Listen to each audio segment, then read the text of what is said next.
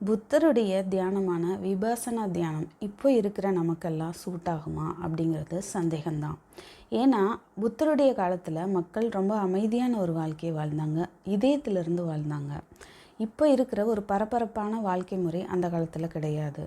அதனால் அவங்களுக்கு அது சூட் ஆச்சு. ஆனால் நமக்கு ஏகப்பட்ட எமோஷன்ஸு ஒரு எரிமலை மாதிரி நமக்குள்ளே இருக்குது.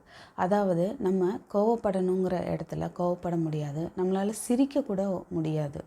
நமக்கு ஒரு இடத்துல சிரிப்பு வருதுன்னா அந்த இடத்துல நம்மளால் சுதந்திரமாக சிரிக்கக்கூட முடியாது. இல்லை அழுக வருது அப்படின்னா அழுகக்கூட முடியாது.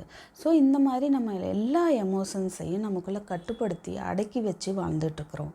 ஸோ அந்த மாதிரி நிறைய அடக்கப்பட்ட அந்த உணர்ச்சிகள் நமக்குள்ளே ஒரு பிளாக்கேஜாக ஆகும்.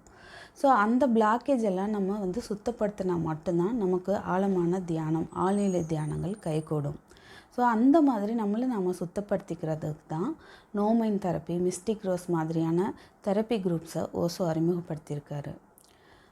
அந்த மாதிரியான தெரப்பி குரூப்ஸ், மெடிடேஷன்ஸை பற்றி இன்னும் அடுத்த வர வீடியோக்களில் பார்க்கலாம்.